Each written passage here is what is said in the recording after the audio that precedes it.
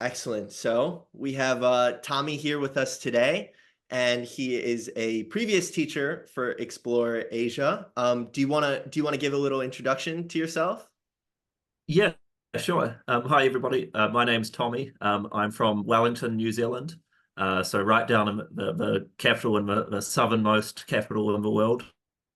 Um, so I taught for Explorasia. I taught in Thailand for just under 2 semesters.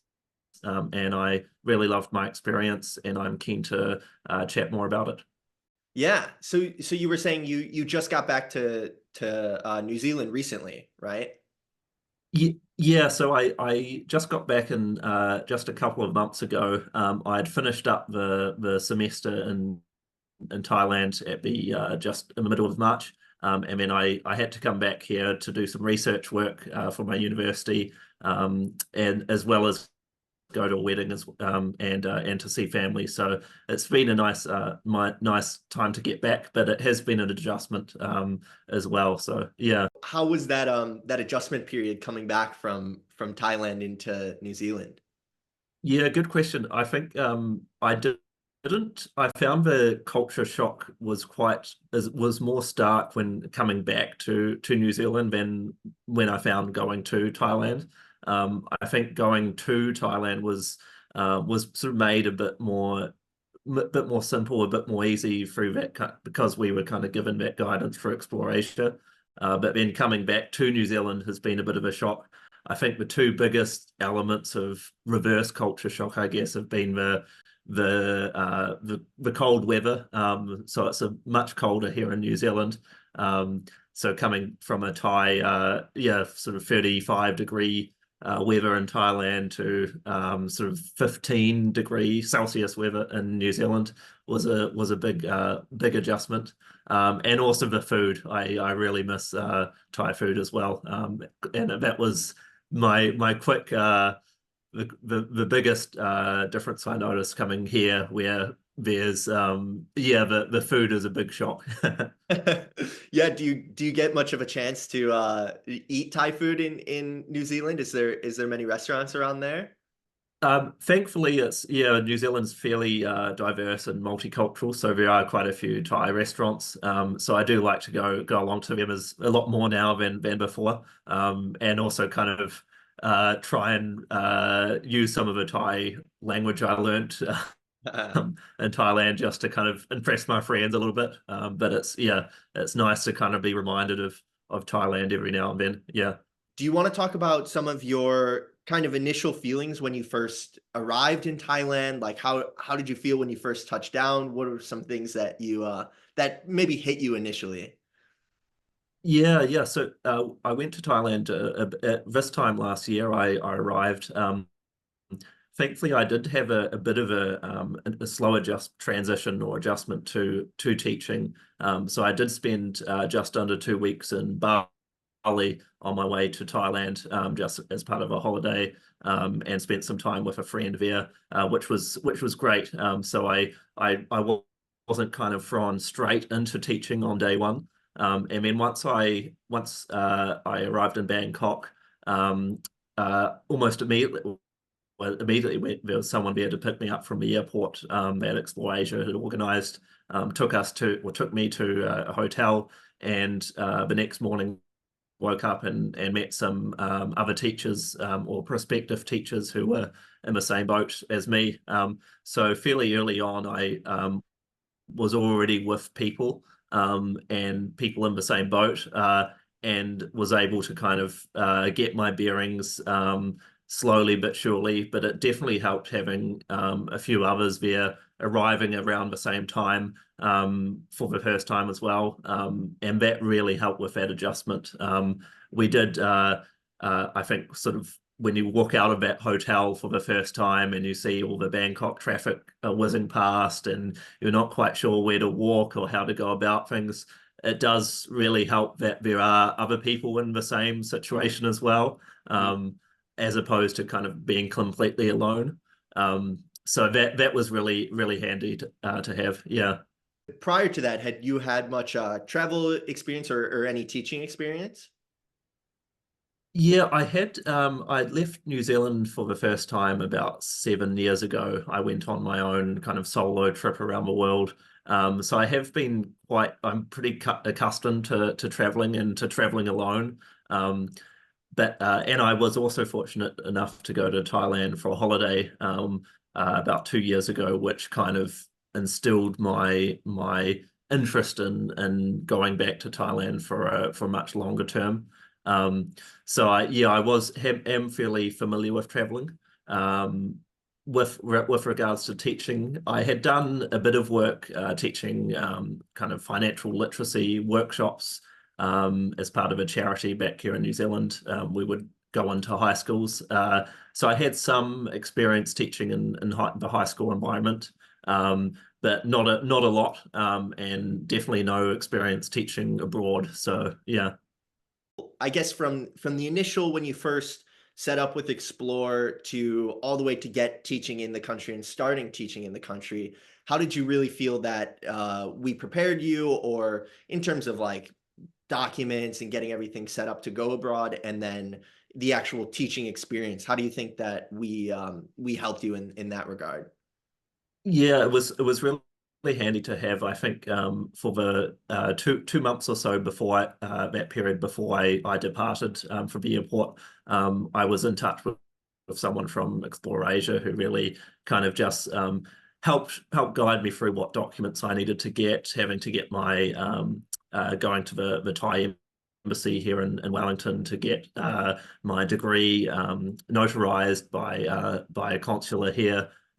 So all those kind of document things, there was someone responding to my emails kind of pretty much straight away whenever I had any questions. And there was also, they provided us with like a guide, sort of a step-by-step guide as to what documents we needed to get to gather up before we went. So a lot of it was pretty straightforward. At first glance, it does seem quite complicated, but knowing that there was someone else on the other end, for me, it was someone called Jordan. So definitely a big shout out to Jordan was really helpful. Just communicating sort of constantly in that process, leading up to departure. And then once we arrived in Bangkok, in my cohort, there were about 20 or so prospective teachers. Some were teaching, some had gone through the TEFL course before, some hadn't. And then some were also camp counselors. So there were people in different kind of groups. But we all kind of went through this week-long orientation in a city called Hua Hin, which is about 3 hours, I think, to the north of Bangkok. Sorry, 3 hours, sorry, south of Bangkok, southwest. And a beautiful place, a lot more relaxing, a lot less people than in Bangkok, but a little bit touristy, but not too much. So it was kind of a perfect place to just settle into to life in Thailand with a bunch of others who were in the same boat for that first week. And that orientation was a lot of fun. So we went to like a temple, we did some Thai cooking classes, we ate so much food and kind of went to some seminars that kind of talked about what life in Thailand would be like, what teaching would be like, a little bit on guidance around the kind of admin documents part. The other parts I don't remember so much. It's more of the fun stuff that I do remember. And then we would also have the opportunity to go on trips as well. So once that first week of orientation finished, some of the teachers went off to straight into their teaching positions around Thailand. But most of us actually stayed for another 3 weeks to do to actually train to be teachers. So those other teachers had done their training online, but for the bulk of us, about 2/3 of us hadn't. So we spent the next 3 weeks training, which was also a lot of fun. So gave us the opportunity to get to know each other as well. So yeah. Yeah, I think a lot of, and I thank you for touching on all that, because I think a big fear a lot of people have when they go abroad. The first thing, obviously you had traveled quite a bit before, but the first thing is getting all the documents prepared and stuff like that can Yeah, sometimes feel like a real headache. But and like you said, looking at it, at the first glance, it can be like, whoa, like pretty heavy, right? But it's good to know that like right. you transitioned fairly easy, and it sounded like you had a really easy experience getting over there. And then the other thing is, people want to make sure that they're going to be prepared to teach, and are ready to be teachers when they after they finish the course. So it's also great to hear that you felt that way and felt strongly once you had finished up the course. Yeah, definitely. Yeah, it was I think it's whenever you're going through those documents and seeing what you need to get a visa and things like that, it can be quite overwhelming, especially on your own. But having someone else there, who's in sort of constant communication with you, as well as having like a group of people who are also in the same kind of camp, definitely makes it less overwhelming, for sure. Yeah, definitely. All right. Well, with that, do you want to talk about a little bit about your actual teaching experience? Like how was your time over there teaching?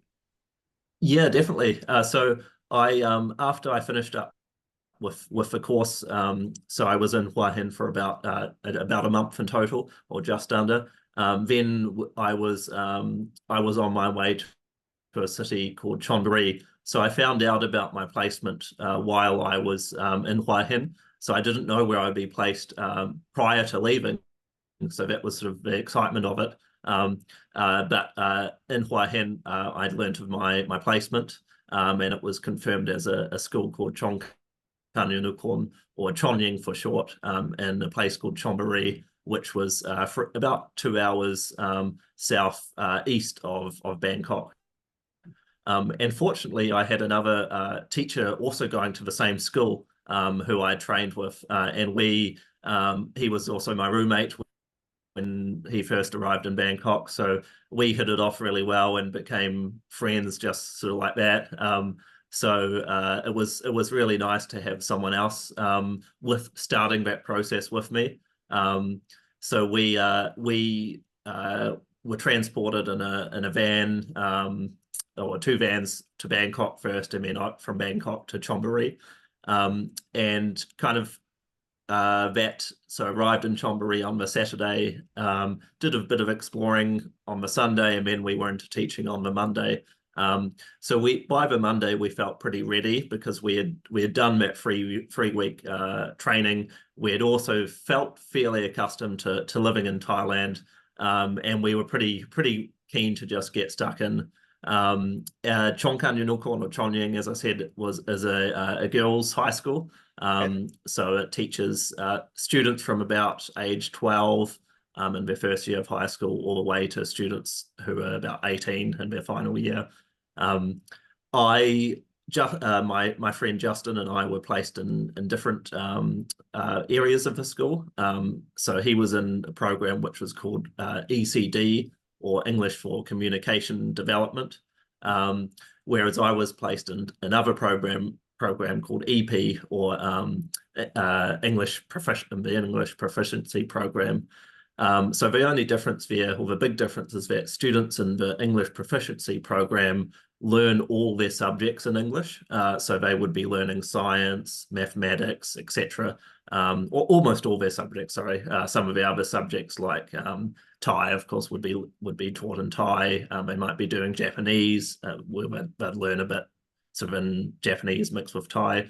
But the bulk of their subjects were actually taught in English by foreign language teachers. Wow. So thankfully, for me, it made things a lot easier, because the students' English levels were really good. So I was sort of unsure how to address the class when I first walked in, because I wasn't quite sure whether what their levels would be like. I had prepared sort of for them to have kind of a very kind of basic grasp on English, because when we were training in Hua Hin, we did some demonstration lessons to the local schools there, where their English levels weren't quite as good as the students that I ended up teaching in at Chonying. So I was teaching not just kind of English for conversational purposes, but also a whole range of subjects like academic writing for the older students.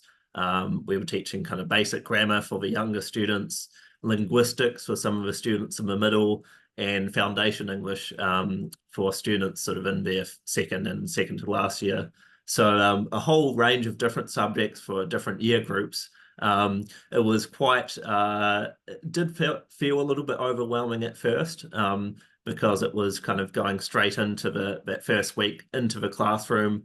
But the guidance from both the school and Xplore Asia and the agency that we were put with was just for that first week to provide kind of introductory lessons. So you could kind of do what you liked, as long as you just kind of introduce yourself, got to know the students as well. So maybe played some games with them to get them to introduce themselves to you. And the key thing on that first week was just gauging what their English levels were like, and where you could go from there, in terms of planning your lessons after that. But that first week, overwhelming at first, when I first walked into the school. But once I was in front of a classroom, the students were just super lovely and kind, and really enthusiastic and keen to curious about where I came from as well. Being from New Zealand, it's not a large country, and a lot of people actually don't really know where New Zealand is, or haven't heard a lot about New Zealand. So I was able to kind of teach the students a little bit about where I was from, got them to teach me a little bit about the local area, Chonburi, because I only just arrived. So that first week ended up being a lot of fun, and kind of the fun sort of just continued from there. Yeah, absolutely. That sounds like an amazing experience, and it sounds like they, their English proficiency was probably pretty high when you arrived there, and I Yeah, think it's so funny that we tend to like prepare so much for that first week, right, or that first day, but it's really about getting to know them, like you said, right, and kind of building totally. that initial connection, and having them meet you and just starting that conversation. So yeah, that's Yeah, an amazing first start to your teaching experience. Got any standout moment from when you were teaching? yeah.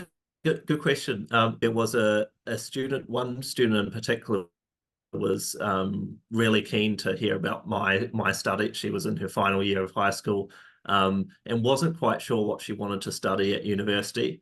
Um, and she did have a passion for kind of history and the arts, and I studied history throughout university. So I was quite familiar with what the process was like.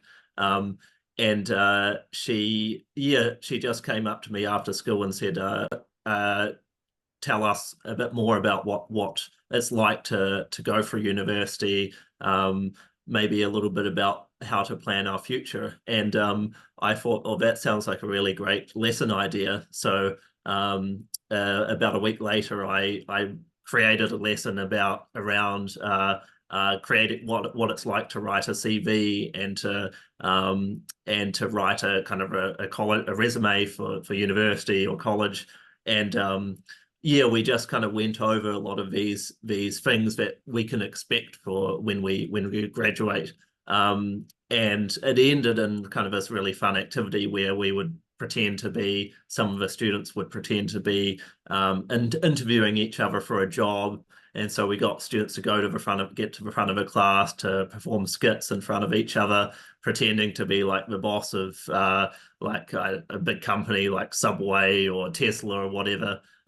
So yeah, it ended up being that one idea that a student had of, I'm a bit unsure about what I want to do next year. And I ended up becoming an entire week's worth of lesson ideas in terms of like planning ahead for careers and things. So those moments where students kind of come up to you at the end of class with an idea, even if it's just a little bit of feedback, more often than not, students will say, "Oh, thanks so much for the lesson. We really enjoyed it." It's really heartwarming. And if they can give you like a little bit of kind of feedback or like, here's an idea, definitely latch on to that, because it ended up being like really a bonus for me, because it ended up becoming a big theme for one of our an entire week's worth of lessons. Yeah. Was there any standout things that hit you this time when you were living there long term, good or bad?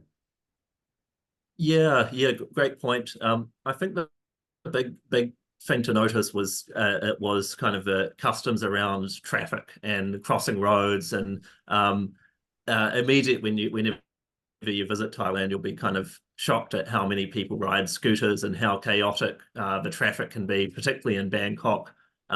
Where I was living, it was a much smaller city in Chonburi, but it was still on like a main road, so there was quite a lot of traffic coming in through the city, and where I didn't arrive in Thailand expecting to buy a car or motorcycle. The idea was that I would be kind of walking everywhere, or maybe catching a Grab, which is a rideshare app similar to like Uber.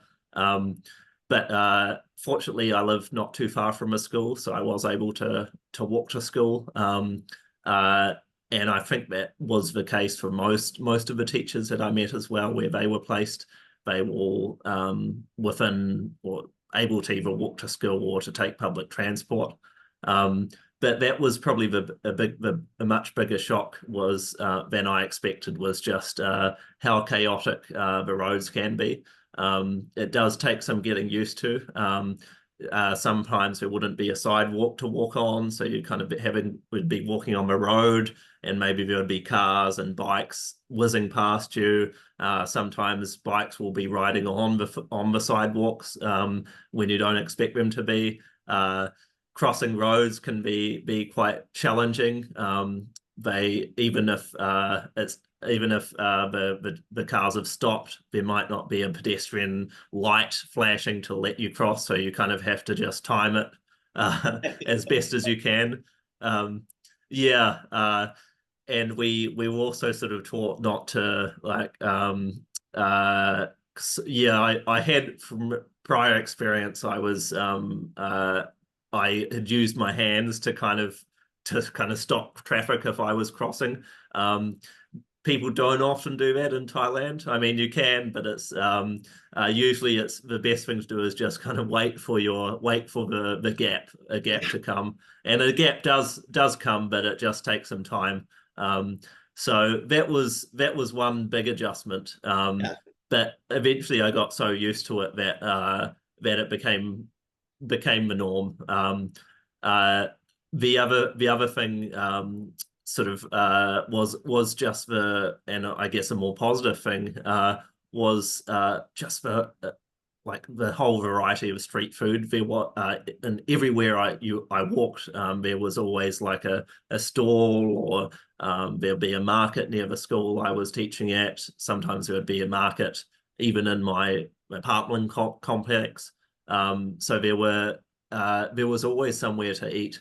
And at first, I think some people tend to be a little bit precautious when they're a little bit cautious when they're going arriving in Southeast Asia, because they're not quite sure if they should try street food or not. From my experience, I never actually got any food poisoning or anything like that from street food itself. Funnily enough, I think the times where I did get sick were actually from restaurant meals. So my for me, street food was just became such an important part of my life. Getting it on the way to school, getting it on the way home to have for dinner. Food at the schools was provided as well, and the canteens, and the food was generally really good as well. So there was, yeah, if there's any kind of recommendation I can make is just embrace it. Do you think that teaching abroad in Thailand kind of helped you in any way to push forward your career or, give you a new perspective or anything like that on your future goals and plans? Yeah, good question. I had a background in history and academia. I'd worked at the university once I finished my master's a few years ago. I'd been working at my local university here in New Zealand as a research assistant. And when my contract ended, that's when I went off to Thailand.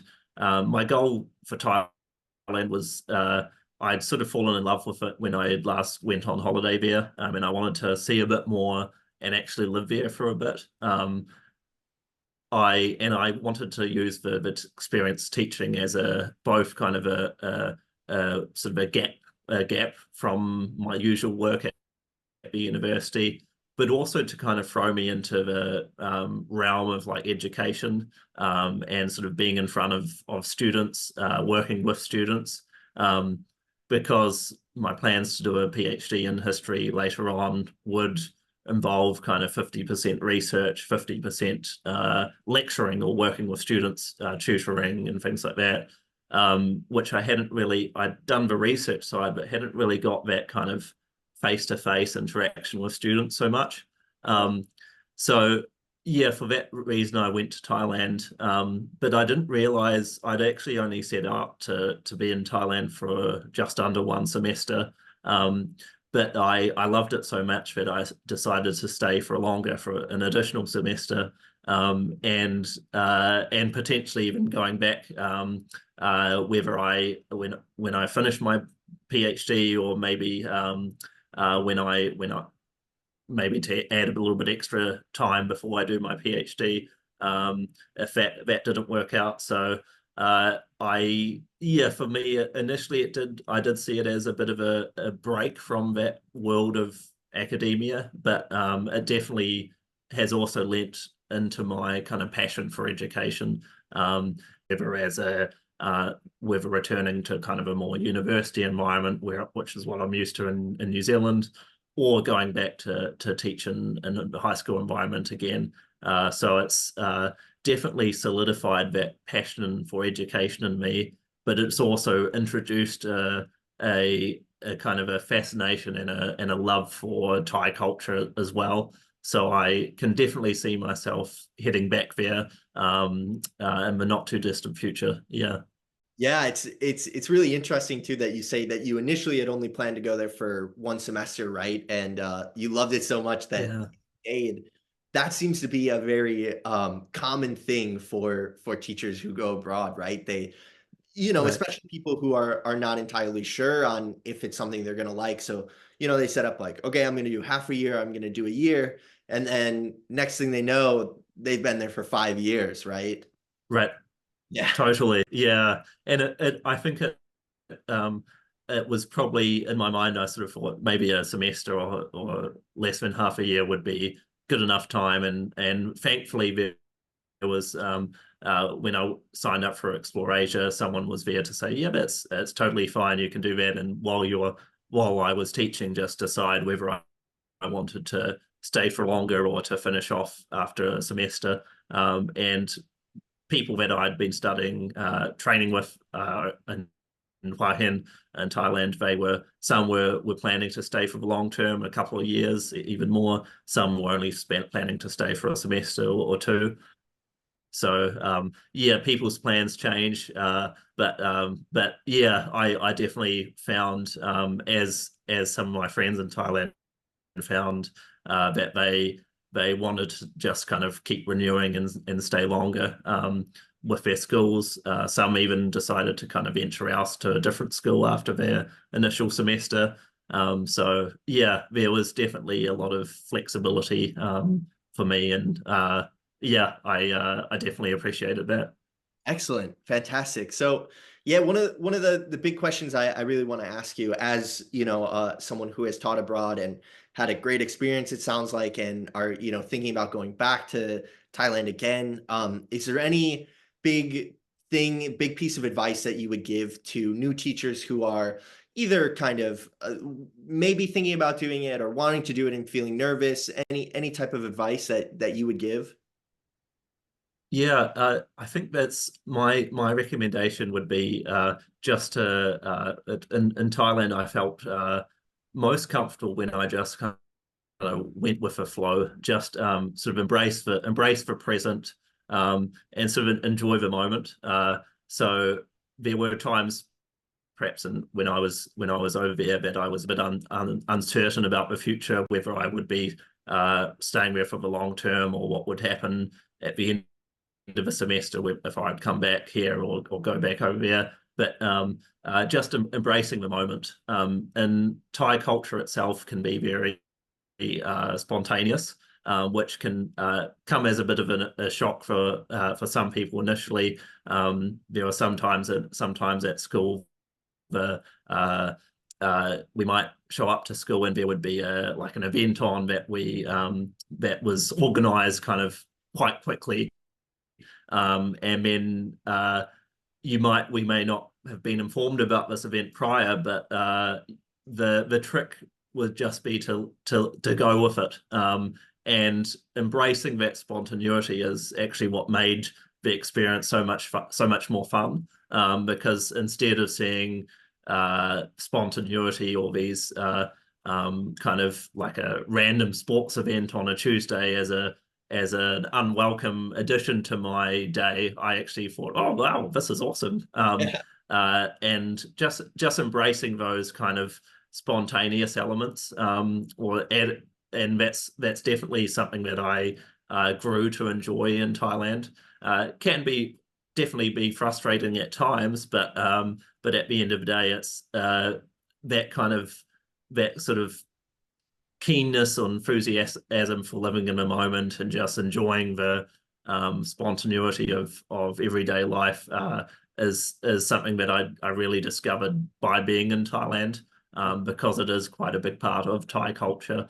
And I've also hopefully brought that kind of appreciation for the present or the day back with me to New Zealand as well. So yeah. Yeah, that seems to be a really big thing, right? I mean, let alone just teaching in a school, the amount that you have to adapt, to the students' needs and, like you're saying, the change in pace, and then pick that up and go to another Right. country. And now you have to, you're adapting to a whole nother culture too. So I think that's a great piece of Right. advice, for anybody who's thinking about doing it, is really being open and living in the moment and being open to kind of that uncertainty of things that might happen and just being able to go with the flow. So yeah, that's great advice. Yeah, absolutely. Yeah. Right. Well, Tommy, I wanted to thank you so much for coming out here and sharing your story with everyone. I really appreciate it. Thank you. No worries, Cameron. Yeah, it's a pleasure. I love chatting about my experience, and yeah, I hope my kind of brief foray into my life in Thailand has hopefully encouraged others to kind of follow suit.